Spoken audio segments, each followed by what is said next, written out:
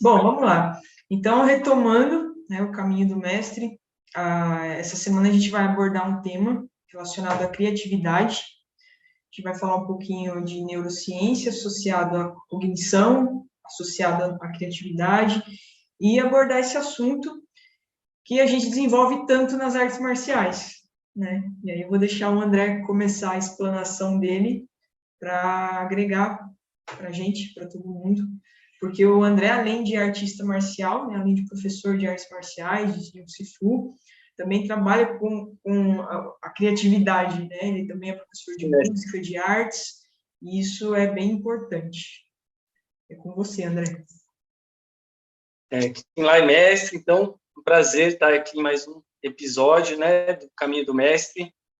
A gente tem tido conversas muito produtivas, acho que está sendo bem proveitoso para todo mundo que está nos acompanhando aí. E hoje esse tema da criatividade, né, que é tão importante e que está super em alta, inclusive dentro das escolas, né, dentro dessa renovação que está se pensando no sistema de ensino, percebendo-se, inclusive, a importância da criatividade muito mais do que da memorização, né? Porque a gente ainda tem um ensino com resquícios do ensino tradicional, onde a memorização era o mais importante, né? Eu precisava memorizar as fórmulas, memorizar as técnicas, os conceitos, para conseguir fazer provas e, enfim, o ensino era meio pautado sobre isso. Porém, com o avanço da tecnologia, acontece que as memórias estão aí em todos os lugares, né? E a gente carrega uma super memória no bolso todos os dias, que é o nosso celular, né? Um supercomputador. E a memória já não é mais tão importante. E a criatividade, nesse contexto, ela é, na verdade, em todos os contextos, né? A própria existência humana. Então, nós temos áreas do conhecimento que trabalham mais com criatividade, porém a criatividade não é restrita a esses meios, a criatividade está em todos os lugares, né? O ser humano, quando ele nasce e se cria enquanto ser social, ele se imagina primeiro, né? Então, você também construir um caminho de aperfeiçoamento, de evolução, é você imaginar quem você é. E aí o que acontece é que com o ser humano, com a sua natureza imaginativa, ele se cria, se transforma e transforma o seu meio, né? Portanto, quanto mais as pessoas estão conectadas a meios de comunicação que trazem verdades prontas, né, e se tornam passivas diante desses meios, menos criativas elas são e, portanto, menos possibilidade de sucesso na vida e de transformação positiva do meio elas têm, né? Porque acabam por serem invadidas pelas ideias dos outros, né? Isso é uma coisa que a Lúcia Helena Galvão fala em uma de suas palestras, que eu achei muito legal, que ou você tem o seu potencial criativo e a sua imaginação para projetar quem você será e assim guiar as suas ações, ou você vai estar passivo à alienação e à possibilidade de execução da ideia dos outros. Não é possível não ser nada, não ser ninguém, né? Ou você vai ser aquilo que você cria para si mesmo, ou você vai ser o que alguém criou para você. Do ponto de vista cognitivo, é um treino, né? A criatividade é uma competência, uma habilidade, então tudo é treinável. Isso que você está falando é extremamente pertinente, porque a gente está tão acostumado, né, a direto no Google procurar o que a gente não consegue imaginar e aí ter as respostas prontas, né? E isso limita a nossa capacidade de treino cerebral. Mas ainda assim, dá para usar a tecnologia também dessa forma a nosso favor, né? Usar não só procurar meios, mas ter ideias, treinar ideias para ter ideias novas e procurar gaps, né? Então, é uma evolução do pensamento. Mas do ponto de vista da neurociência em si e a cognição em si, a criatividade é uma competência. Ela precisa ser estimulada desde a infância, né? Então, aí a gente pergunta, né? Mas e os adultos que não foram, entre aspas, devidamente estimulados? Aí tem jeito? Tem, com certeza tem. A gente precisa só criar mecanismos para esse treino mental. É um treino, né? É uma flexão mental, justamente para não tirar completamente, mas conseguir burlar os bloqueios criativos, né? Porque muitas vezes eu vejo as pessoas se pegando assim, por que fulano teve tal ideia? Como que eu não pensei nisso antes? Ou como eu não enxerguei isso antes? Porque as ideias, elas não vão cair no seu colo, né? Você parado, você precisa de estímulo. Então, o grande lance da coisa toda é estímulo. Estimular o seu cérebro para treinar essa competência da criação. Então, por exemplo, você pode passar horas no TikTok, no Instagram, olhando e se divertindo com nada, né? Mas você pode passar algum tempo estimulando o teu cérebro no sentido de, peraí, eu preciso ter ideias para alguma coisa. Sei lá, ideias de treino. Sim. Quantos treinos já tem ali? Aí não é questão nem de copiar, mas você estimular o teu cérebro fazendo perguntas. Isso também é um treino importante. Então, ter referências. Né? Referência, exatamente. O que eu posso usar disso em prol de mim mesmo, em prol dos meus alunos, em prol da minha própria criação e tudo mais. Né? E usar como estímulo. Então, assim, tem o lado ruim da coisa toda, se você usar, né? Se a pessoa usar isso de uma forma negativa, mas também tem a forma positiva, né? Como é que você estimula a sua criatividade, André? Como é que você estimula quando você está os bloqueios? Né? Porque bloqueio todo mundo tem em algum momento. Sim, mestre. Por isso que eu acho importante o repertório, né? As referências. Como o mestre falou, a gente saber usar os meios também de forma positiva. Né? Se algum tempo atrás a gente precisava se locomover até uma grande biblioteca para ter um acesso a arquivos e conhecimentos sobre diversas áreas, agora a gente tem isso na mão, né? E sem sair de casa eu posso acessar inúmeros conteúdos de qualidade, passar uma peneira, fazer uma seleção, né?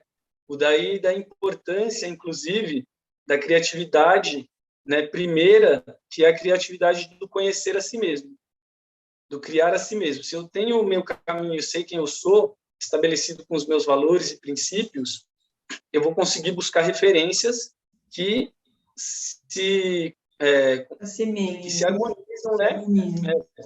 Com aquilo que eu penso, com aquilo que eu creio e que eu projeto para mim, que eu crio como futuro, né? E como possibilidade, inclusive como professor, né? Não só para mim, mas para a minha turma, as crianças com quem eu trabalho, os jovens, né? Não só como professor de Kung Fu, mas como professor de arte e de música, a gente está sempre projetando algo que a gente acredita ser positivo na construção do ser humano, né? Então, eu vou buscar referências. E aí, essas referências não podem ser qualquer referência. Elas precisam ser referências pautadas, então, nessa minha formação anterior, né? Nesse autoconhecimento, para me saber para onde que eu quero ir. E eu estimulo a minha criatividade executando esses repertórios, né? Muita coisa que eu levo para a sala de aula são repertórios que eu pego de cursos que eu fiz, então eu invisto muito em autoformação, né? E aí na sala de aula junto com os alunos vão surgindo outras possibilidades. Mas eu não parto do nada, absolutamente, né? Falo, eu tenho que criar a melhor aula do mundo. Então eu vou reinventar a roda, né? Vou ser o gênio da existência. Não, a gente pode buscar, né, referências, é super importante isso. E daí vem a criação, do contato, acho que com a diversidade, né, com as possibilidades que vão aparecendo. Acho que a primeira premissa para estimular a criatividade é o conhecimento mesmo, né? Realmente buscar conhecimento sobre determinado assunto onde você quer desenvolver a sua criatividade, né? Como você falou bem, tem que estar alinhado com os nossos valores, aquilo que a gente acredita, né? Mas, por exemplo, os próprios treinos, né? Se você quer uma ideia de treino, mais uma vez, não é nem o fato de inventar uma nova roda, inventar um novo treino, mas criar realmente referências e ter recursos de conhecimento ali. Você não vai buscar, por exemplo, vendo vídeo ou lendo sobre, sei lá, culinária. Tem que estar ligado ao assunto, né? Então, você tem que estar alinhado com aquilo que você quer estimular a sua criatividade. Pode ser que aconteça, né? A gente tem insights, os maiores insights que eu tenho é treinando parte física mesmo. Quando eu estou correndo, parece que libera, né? A endorfina e tudo mais, e aí ativa sinapses, você respira, oxigena mais o cérebro e você acaba tendo acesso maior a essa máquina cerebral, né? Você vai ter acesso aos conhecimentos que você tem ali. Então, também é importante os momentos de ócio criativo, né? Ou os momentos onde você libera energia e aí dá um alívio mental para aquela carga que a gente tem no dia todo, né, de preocupações, trabalho, estudo e tudo mais, e aí as ideias vêm, né? Não sei se isso acontece com você, mas comigo acontece bastante. Sim, As minhas melhores fundamental. ideias ou é correndo ou é quando estou no chuveiro tomando banho. Aí parece que vem um monte de ideias. É importante anotar, né, para não perder o time ali. E esse ócio, ele é cada vez mais raro, né? Por isso, uma crise da criatividade, né? Eu acho legal uma frase do Steve Jobs, que ele fala que a imaginação, a criatividade é sempre humana e cada vez mais rara, né? Porque questionaram ele sobre se ele tinha alguma insegurança de que algum dia a tecnologia superaria o ser humano, né? Porém, ele disse que não, que isso é uma bobagem, que o ser humano ele sempre vai ser o ser imaginativo, né? E a máquina ela apenas reproduz informações. Ela tem uma capacidade de armazenamento de informações e cruzamento de dados, né? Mas ela não tem imaginação, não tem criatividade. Isso é uma coisa própria do ser humano, né? E por isso os espaços de ócio são tão importantes. A capacidade de ter ideias novas, né? Mas tem alguns, inclusive historiadores, que já refutam essa ideia, né? São os negacionistas da humanidade. Mas tudo bem, não vamos entrar nisso agora, senão a discussão vai ficar grande, né? Enfim, mas a criação é uma competência humana, né? A criação ela ensina a origem de uma competência humana. Por isso tem que estar sempre sendo estimulada, né? Muita gente fala, né? Não tem nada mais novo para ser criado, o mundo já está saturado, né? Mas a partir do momento que você enxerga gaps e treina a sua mente para isso, você pode ter ideias novas, tem um monte de startups acontecendo por aí pelo mundo, solucionando problemas que são criados pela criatividade anterior, né? Então, mais ou menos nesse sentido. Sabe uma coisa, mestre, que me ocorreu essa semana, né? Esses dias que a gente ficou pensando, pesquisando sobre o assunto, e aí treinando, né? Naquela rotina, sempre treinando, e me veio na ideia um questionamento sobre a criação dos catis, né? Porque foi assim uma sequência criada por mestres, pensado a partir de uma rotina de treinamento, mas é algo muito elaborado, né? Muito incrível e que perpassou séculos e séculos para chegar até nós. Como será que foi isso, mestre, esse momento de criação? Como será que isso acontece? Criar um cativo. Como que cria? Então, isso já foi pauta de estudos, né, de entendimento, para tentar o entendimento. Obviamente que não tem registros extremamente formalizados sobre isso, não é? Mas no meu entendimento, a origem das formas, que vem na origem do yoga, que vem da origem da medicina tradicional chinesa e das medicinas orientais, a sequência de formas que a gente utiliza são os nossos catis, né, as nossas rotinas de treino, elas seguem padrões dos meridianos. Então, o que são os meridianos? São as válvulas de escape de energia, os caminhos de energia do corpo, né? Então, para entrar nesse assunto, eu teria que falar mais sobre medicina tradicional chinesa. A gente pode fazer um novo encontro sobre isso. Mas eu vou resumir. Esses caminhos de energia, eles são, entre aspas, sistematizados, né? Então, tem vários caminhos de energia dentro do corpo, dentro da medicina tradicional chinesa, que é muito antiga. Dentro do yoga, você colocar o seu corpo em determinadas posições, eles ativam determinados, lá na Índia, chamados de chakras, né? Mas esse mecanismo de colocar o corpo em determinadas posições, ele é estudado, né? E aí criou-se todo esse caminho. Dentro do templo Shaolin, onde foi desenvolvido mesmo Kung Fu enquanto arte marcial, também não era uma coisa aleatória, né? Os abades ali que faziam as sequências, eles não ficaram, vou fazer essa sequência porque fica melhor assim. Eles já eram estudiosos muito antes de Kung Fu fosse incluído ali. Então, eles já estudavam o taoísmo, a medicina tradicional, que não era chamada de medicina tradicional chinesa, mas era uma vertente de medicina. Eles estudavam muito as questões do corpo, né? Então, eles transpuseram isso para os movimentos. A parte de criação estou observando um animal da fauna, como o tigre respira, como um tigre respira, como um cachorro respira, como um gato se movimenta. Então, eu também posso copiar isso, né? Uma forma de ataque, uma forma de defesa. Então, está tudo ligado, né? O processo de criação ali ele é extremamente elaborado, não é uma coisa simples. Eu vejo muitas vezes hoje a pessoa senta e fala, vou inventar os movimentos, né? Inventa os movimentos. Inventei um cati, mas não tem um estudo por cima. Assim, não estou querendo questionar.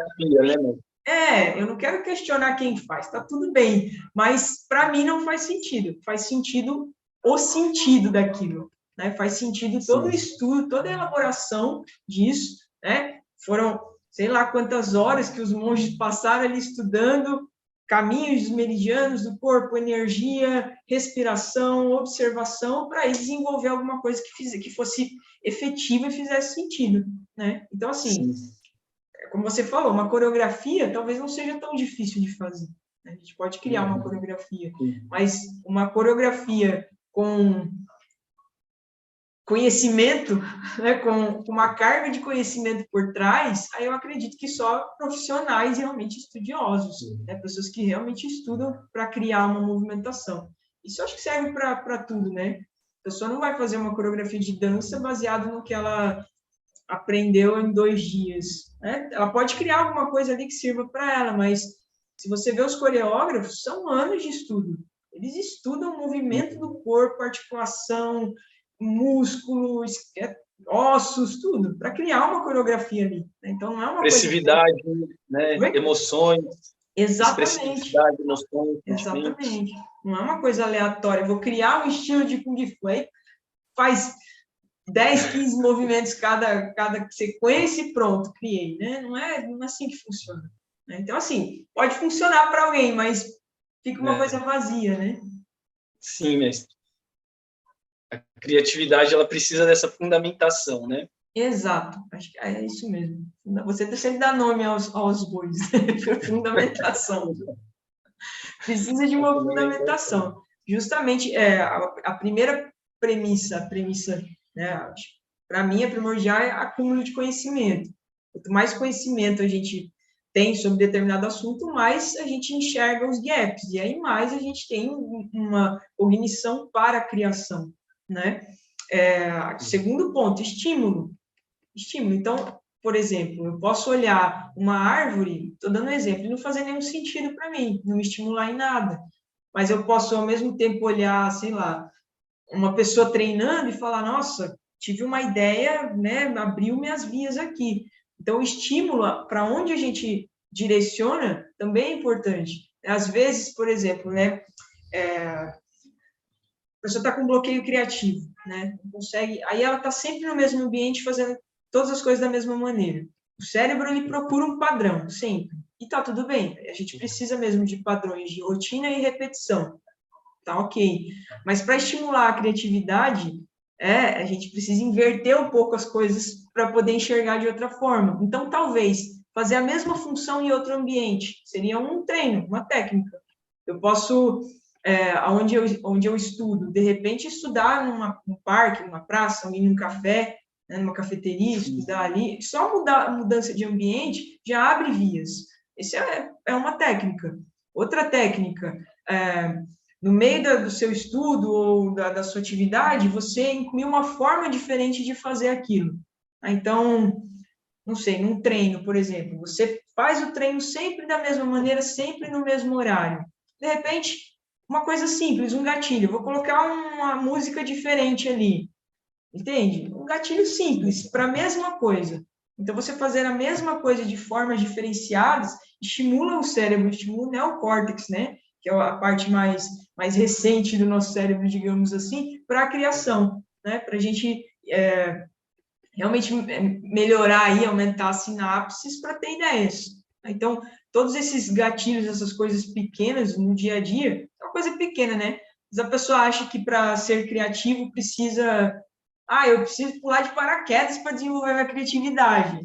Tá bom, funciona, pode funcionar também, mas não é isso, né? Não é só isso. A gente pode fazer coisas pequenas no dia a dia para ter esse estímulo, né? Mas, de qualquer forma, é preciso ousar, né, mestre? Assim, para criatividade é preciso se colocar também na zona do risco do erro, né? Do risco do não dar certo, do risco da ideia ruim, né? Porque senão você não sai do lugar, né? A gente não cria só coisas maravilhosas, né? A criatividade tem que ser testada, né? E aí você vai criando, e vai ter coisas ruins, você vai errar, e vai aprender, e vai criando coisas novas. O medo de fazer, portanto, também impede a criatividade, né? O medo de errar, né? Porque o que é uma criação, né? A criação, né? O que é a criação? Se fica no mundo das ideias, talvez é só uma ideia, né? Não é no sentido de criar, né? De Então, o que a Helena criatividade. chama de fantasia. Ela diferencia, né? Porque A criar, né? fantasia é algo que não é possível executar, né? Que assim, fica Exatamente. só ali na cabeça e não Nem que não acontece. seja possível, mas às vezes a pessoa não faz. Criatividade, atividade, ação. Né? Então é justamente isso. Se a gente fica, não é nem ter uma ideia que fique no mundo das ideias, porque é uma ideia milaborante. Até as ideias milaborantes, poxa, você pode ver até o rapaz, o Elon Musk, né? O cara tem ideia e põe em prática, porque ele tem recurso, mas ele põe em prática.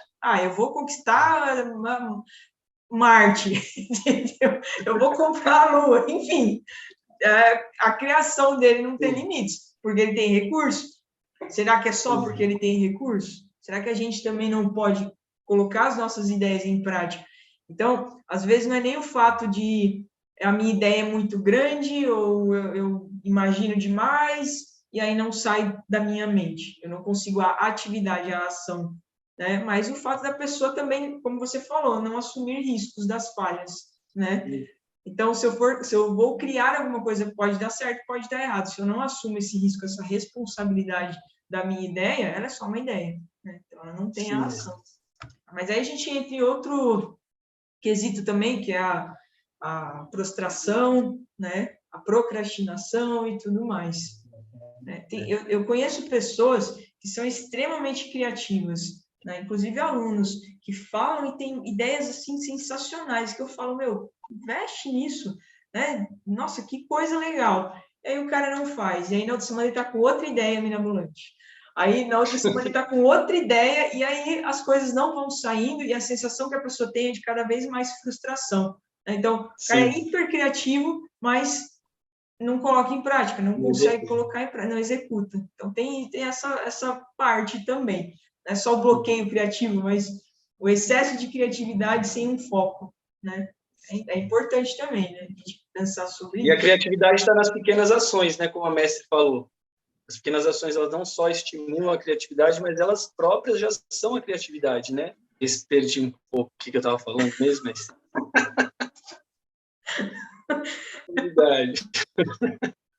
Enfim, né? Era isso. Não lembro. Isso totalmente deu branco. Você, por exemplo, precisa conseguir não chegar atrasado no seu trabalho, ou na sua escola, quando você entra, ou nos seus compromissos, porque você acabou desenvolvendo um hábito que você sempre se atrasa.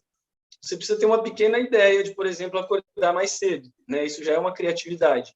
Ou de usar um meio de locomoção mais rápido. Enfim, são pequenas ações. Eu preciso escovar o dente antes de sair. Então, eu vou deixar, e eu sempre esqueço. Então, vou ter uma ideia, vou deixar a escova de dente do lado da xícara de café, sei lá, né? Pequenas ideias que vão ajudando você a mudar a sua rotina, né? São soluções dos problemas, né? Criar as soluções dos pequenos problemas, né? Criar gatilhos. A coisa toda é ficar no foco de que eu só sou criativo se eu tenho uma ideia muito grande, se eu tenho uma ideia especial, se eu tenho uma ideia que ninguém teve, entende? Mas estimular a criatividade é justamente isso, enxergar que a gente é criativo no dia a dia, solucionando pequenos problemas para a gente mesmo no primeiro momento, né? O tempo inteiro, né? O tempo inteiro. Então, fazer algo de maneira diferente, que, entre aspas, te dê mais qualidade de vida, qualidade de ação, já é estimular a criatividade, para que você tenha aí Sim. ideias maiores também, né? Mas, não sei, você deve escutar também de aluno, né? Falando, eu não sou criativo, eu não tenho essa Nossa, criatividade, eu não é teria essa direto, né? visão. Por que não teria essa visão, né? Não faz Sim, sentido. o que eu mais ouço dos alunos é assim: professor, eu não sei desenhar. Como que não sabe? Como assim? Né? Todo mundo sabe. Pega o papel, a caneta e risca aí, entendeu? É porque existe uma ideia de perfeição, né? O desenhar Exatamente. é ser um desenho perfeito. Bom, mestre, para encerrar, eu gostaria de fazer um paralelo, né, da criatividade, como a gente conhece hoje, com um pensamento budista, que é o pensamento da projeção, né? Como a filosofia budista ensina para a gente que a nossa realidade, a nossa verdade, na verdade, é aquilo que a gente projeta de dentro para fora, né? E não o que acontece de fora para dentro que te determina, né? Quem você é ou o que você está sentindo. Esse poder criativo é o poder de criar a si mesmo. E se você percebe isso, você cria não só a si mesmo, como o ambiente ao seu redor, né? Tudo aquilo que são os estímulos, que são os fatos e que são eles e pronto, né? Como a gente já falou, inclusive nas outras lives aí, nos outros vídeos, você pode mudar a si mesmo e criar uma nova postura diante do fato, né? E aí assim criar uma nova verdade e trazer para você saúde, qualidade de vida. Então, criatividade não é só inventar um super objeto, né, uma super ideia transformadora da humanidade, mas você criar algo para si e para o mundo que seja mais coerente, saudável, né, com aquilo que você acredita. Acho que isso é o cerne da criatividade, né? Na verdade, a partir daí a gente percebe que a criatividade é o cerne do ser humano. Exatamente. Sensacional. Sensacional. Que encerrou com chave de ouro, né? Eu vou colocar, só fazer um apanhado geral, só para ficar mais palpável, né, para as pessoas. Não só para aqueles que têm algum tipo de bloqueio criativo, mas para quem quer realmente estimular, né? Primeiro, desbloquear o cérebro, não usar mais frases como eu não sou criativo, eu não sirvo para isso, mas criatividade é, antes de tudo, como a gente falou, conhecimento, né? Conhecimento, então, estudos e ação. Eu acho que a junção dessas duas questões aí, conhecimento e ação. Você estuda e coloca em prática, estuda e coloca em prática. Quando isso acontece, vai gerando um movimento natural, onde você vai enxergando melhor todo o caminho, todo o processo de qualquer coisa que você for fazer, qualquer coisa, né? E aí você enxerga falhas e corrige as falhas, enxerga falhas e corrige as falhas. E esse é o processo, a dinâmica da criação. Eu acho que vai de encontro a tudo que a gente falou. Mais uma vez, obrigado pelo encontro. A gente encerra Obrigado, por mestre. aqui e semana que vem estamos aí de novo, certo? Legal, mestre. Muito obrigado. Quem lá é André?